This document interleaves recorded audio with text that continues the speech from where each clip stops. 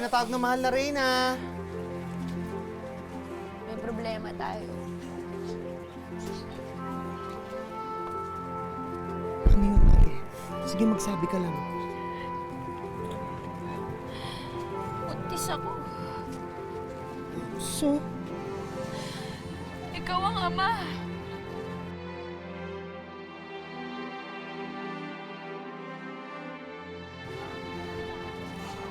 Lokang-loka ka ba? Pareho tayong babae. Hindi pwede mangyari yun. May nangyari sa atin.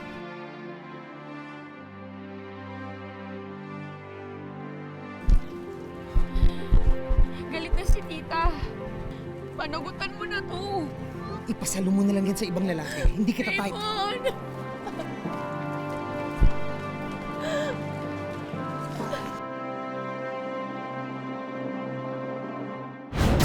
Magsitayo po ang lahat.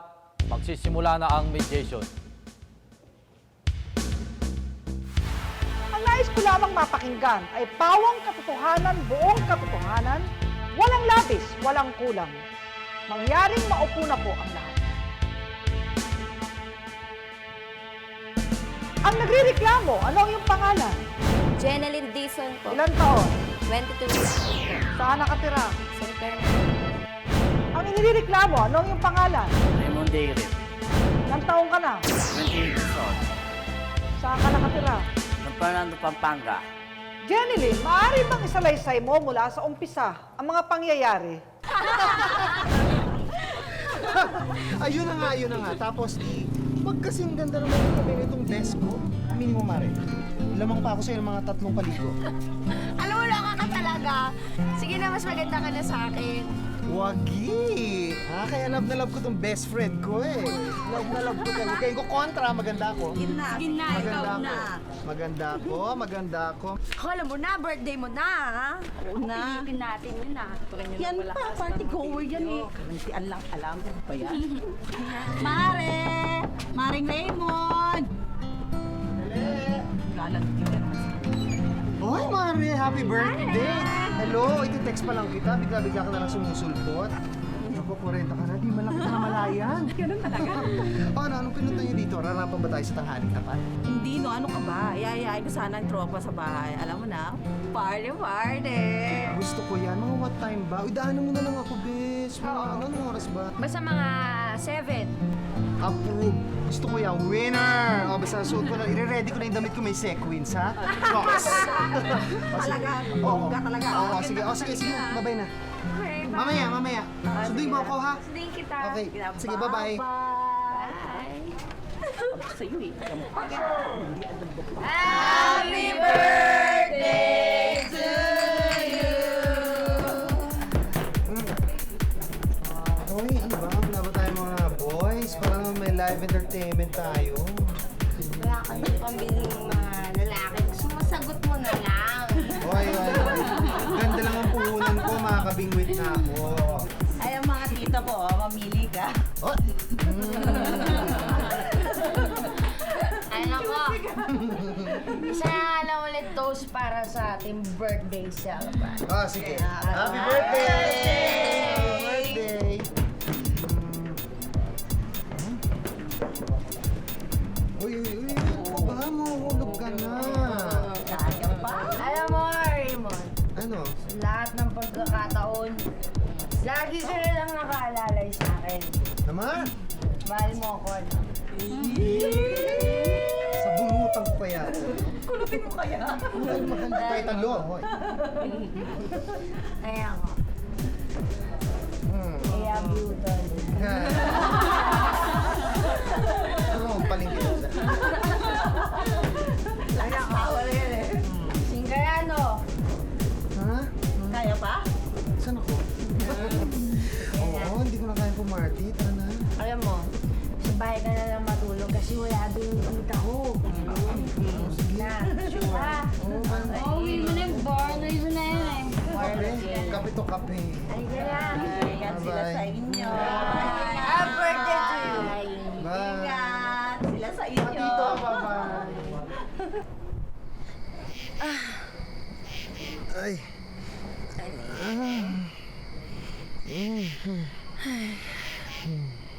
Alam mo, Raymond, sayang ka. Pogi ka pa naman. Type mo ko, no?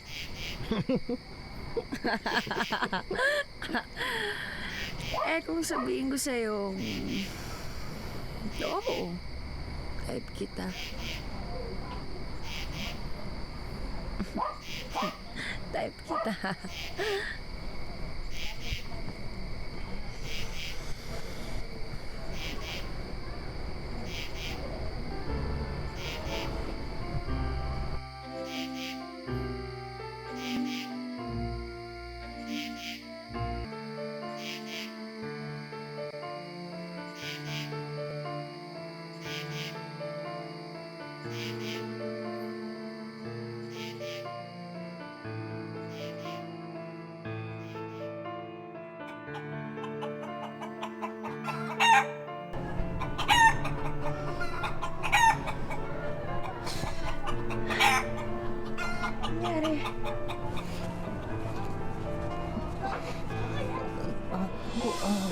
Wala.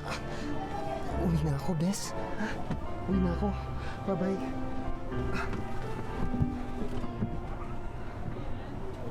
Ay pagising mo, ano nakita mo sa katawan mo? Ano lang po yung nakaano lang po ako, walang damit po. Wala Damit ka lang rin po. pantalon. Meron po. First time ba na may lalaki nakatabi ka sa higa? Opo. Siya lang? Opo, Ang siya lang unang po. lalaki sa buhay mo? Opo, siya lang po. Oh, sarap.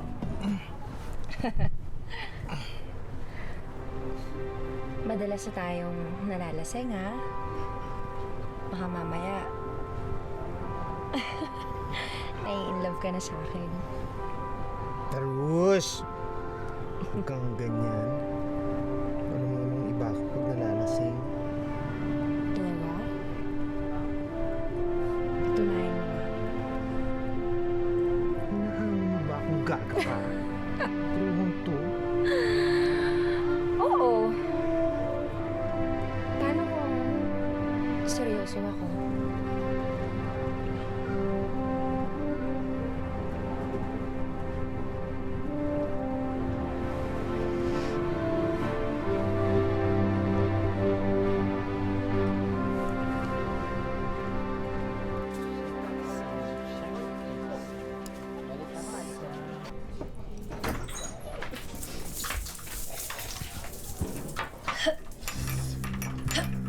Junilin!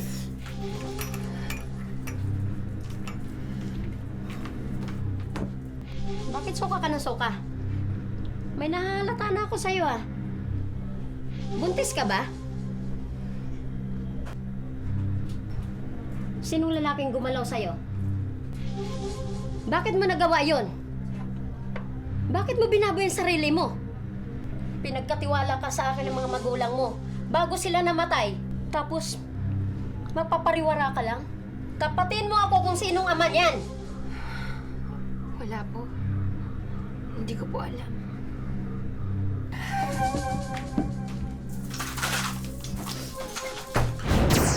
Hindi inaasahan ni Jeneline na mabubuntis siya matapos makipag-inuman ng 2 beses sa kanyang best friend na si Raymond na isang bading.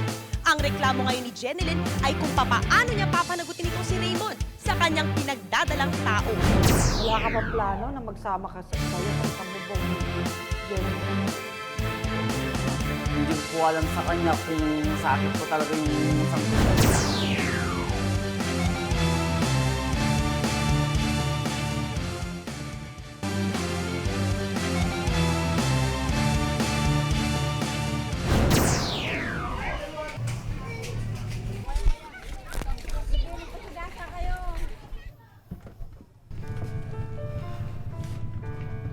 Pwede bang sabihin mo na kung sinong ama ng dinadala mo? Si Raymond po. Si Raymond? Yung kaibigan mong bading? Opo. Diyos ko, magpapabuntis ka rin lang sa bakla pa? Ano? Pwes, sabihin mo sa kanya ha? panagutan niya yung ginawa niya sa'yo. Hindi ko akalain na kaya mong gawin yan. At magagawa mo to. Hindi ako nagkulang sa'yo.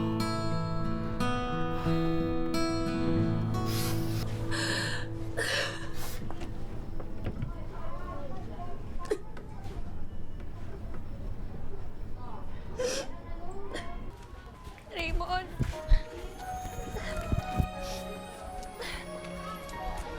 Raymond, parang awa mo na. Panagutan mo na itong dinadala ko. Mare, mahal din kita, pero hindi ko talaga kaya maging ama. Raymond. Bakla ako, bakla. Lalaki din ang gusto ko. Pasensya na. Pasensya na. Raymond! Pasensya na. Raymond! Hindi ko po alam sa kanya kung sakit po talaga yung sanggol na dinadala po Sinungaling niya. ka eh. Ikaw lang yung kasama ko. Pa! Ikaw! Saan ka ba nagpupunta? Hindi, ikaw lang yung kasama ko Ikaw! dahil mag-best friend tayo. Kahit na! Hindi mo na dinideny, wag ka nang sinungaling. Huwag ka din liar! Bakit porket lang ako nakagamit sa'yo? Pwede nang magsasanggol na ba yan? Wala akong kasama, ikaw lang. Tandaan mo yan, ha? Kahit bakla ka, makakabuntis ka rin. Hindi ko na talaga ano yan, bata mo na yan. Dahil hindi ako nasisiguro kung ako talagang ama ng bata na yan. Kung ayaw mo, bala ka. Sige. Bahala ka din sa buhay mo! At ayaw mo maniwala kay Jenilyn, ay kaibigan mo siya, close kayo. Alam mo bang mahal ka ni Jenilyn? Paano mo nalaman? Kinuusap po niya ako. Sabi. Sinamaan ako dun, ha?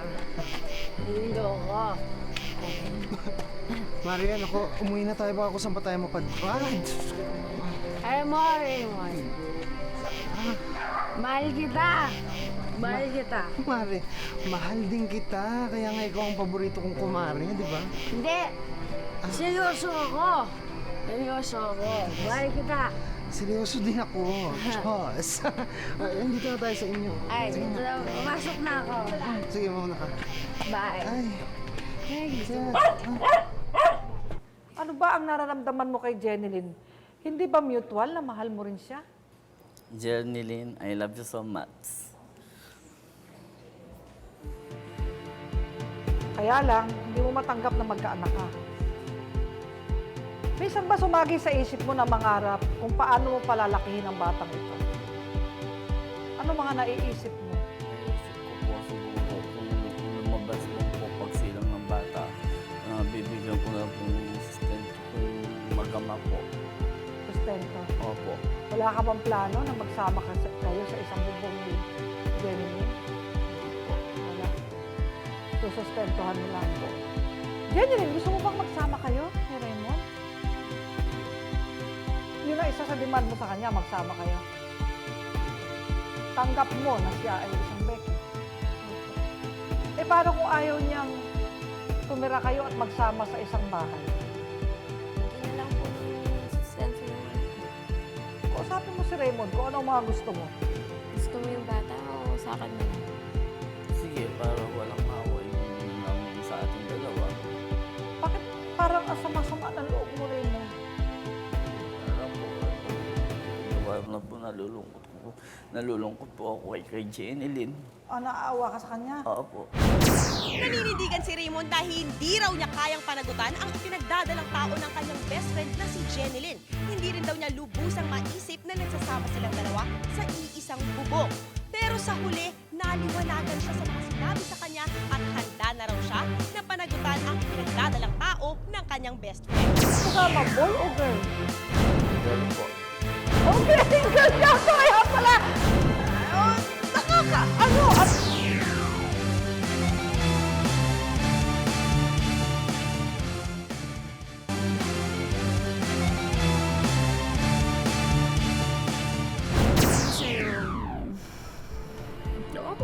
Kwento na nagreklamo si Jenilyn Dizon. 2 beses niyang nakatalik ang barkadang bading na si Raymond Bayrit noong malasing sila. At sa hindi inaasahang pagkakataon ay nagbunga ang kanilang pagtatalik. Pero nang sabihin niya ito kay Raymond, tumanggi itong panagutan ng bata. Git ni Jenilyn, Panahon ng magpakalalaki si Raymond at harapin ang responsibilidad sa kanya at sa kanilang magiging anak. Ayon naman sa inireklamong si Raymond, hindi niya itinatangging may nangyari sa kanila na kaibigang si Jeneline. Pero hindi raw niya matanggap na makakabuntis ng tulad niyang Becky. Paniwala ni Raymond, hindi kanyang pinagbubuntis si Jeneline kundi sa ibang lalaki. At tingin ko, mahal mo siya talaga. Totoong mahal mo. At hindi mo matanggap sa sarili mo na mahal mo na rin siya. Sa 8 taong pagsasama nyo, mag-usap nga kayong dalawa.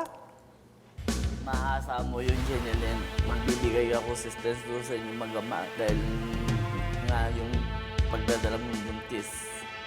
Makangako sige Raymond ngayon. Gusto mong magsama? Hindi, baka gusto mo nang magsama na nga kayo. Okay lang po sa akin kung magsasama kami. Oo, okay pa rin naman. Di wala na tayong problema. Paano ka naging sigurado na Becky ka? O baka malambot lang ang kilos mo? Sa kilos ko lang po, ma'am. Oo, kilos lang. Lalaki ka pala naman eh. Ano bang gusto mong kasama? Boy o girl? Girl po. Okay, girl ka. Kaya pala, mahal mo siya eh. Amuse ang kaso na to. Talagang natutuwa rin ako dahil yung hindi yung pagkakaunawaan ay naayos ng public attorney para sa kapakanan ng bata na dinadala ni Jeneline. Sa puntong ito ay nakikita ko na may pag-asa ang buhay niyo kasi may mga lalaki, kala na Becky sila, pero hindi dahil malambot lang ang kilos, mahilig magluto, cook siya eh, mahilig magluto, yun lang. Pero hindi ka, kung meron kang attraction sa babae, lalaki ka. Hindi ka Becky. Sabi mo nga, naiiyak ka ngayon dahil naaawa kay Jeneline, mahal mo si Jeneline. Bago kayo gumawa ng isang kasunduan, na lumabas na rin lang kung ano talaga ang totoo, ang damdamin nyo, na kanina dinideny ninyong dalawa, pareho. Pala, nag-iibigan naman kayo, nagmamahalan kayo. Sige, puntahan mo si Jeneline, Raymond, yakapin mo. Sige, doon sa puntahan mo doon sa cubicle niya.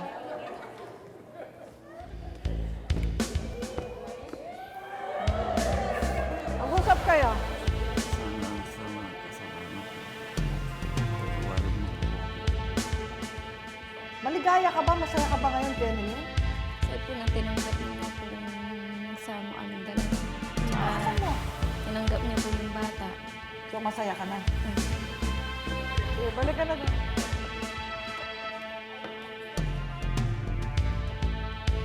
Hindi na ako pinahirapan itong si Raymond, Jeneline, para kumbinsin siya na panagutan ikaw at ang batang dinadala mo. Maliwalas na ngayon ang mukha ni Raymond. Handa siyang itayo ang isang pamilyang kasama ka. Sa mga lalaki na nagkaroon ng dating relationship sa isang babae at ito ay nabuntis at kailangan suportahan ang babaeng ito at ang dinadala nito at ang inianak nito, kapag hindi sila sumuporta, ay pwede silang managot sa batas. Sang-ayon sa Republic Act 9262, Section 5E2, at pwedeng maparusahan ng presyon koreksyonal at ang parusa ay mula 6 na buwan, 1 araw hanggang 6 na taon. Kaya kung di tutugon itong si Raymond sa kanyang magiging kapangukuan, pwede siyang makulong hanggang 6 na taon sa hukuman ang hahatol ng 6 na taon na pagkabilanggo. Pwede siyang madala sa civil jail pansamantala habang binibistahan ang kaso at kapag naging final na ang sentensya, pwede siyang madala sa New Bilibid prisons. Kaya nais kong tanungin ang bawat panig sa puntong ito. Ikaw, Jeneline, asunto o areglo? Areglo po. Ano ang gusto mo na gawin ni Raymond? Gusto ko lang pong pananagutan yung nasa tiyan ko. Panagutan. Ano pa? Suportahan Suportahan niya po. at magsama kayo Magsama po kami dalawa. para sa kapakanan ng bata. Opo. Ikaw, Raymond, ano ang may papangako mo kay Jeneline? Yung pong sustento na magina po. Yung magsama po kami. Magsasama kayo. Mahal mo ba siya? Opo. Gaano mo siya kamahal? Mahal na mahal na. Mahal na mahal. O sige, sabihin mo ulit sa kanya na mahal mo siya. Mahal na mahal kita. Mahal na mahal rin kita. Okay? O sige, tawagin na natin si Atty. Dakpano para sa inyong kasunduan. Una, nangangako si Raymond na susuportahan niya ang anak na isisilang ni Jeneline at magsasama sila para sa kanilang anak at pananagutan ni Raymond ang kanyang mag-ina. Ikalawa, nangangako ang bawat panig na pagtutulungan nilang alagaan at palakihin ang kailang magiging anak at kakalingain nila ito ng may buong pagmamahal. Ikatlo, kung hindi tutupad si Raymond ay maaari siyang makasuhan sang-ayon sa Republic Act 9262. Kaya lagi nating tatandaan, pagdating sa batas, lahat patas. Ito ang inyong public attorney. Tapos na po ang ating mediation.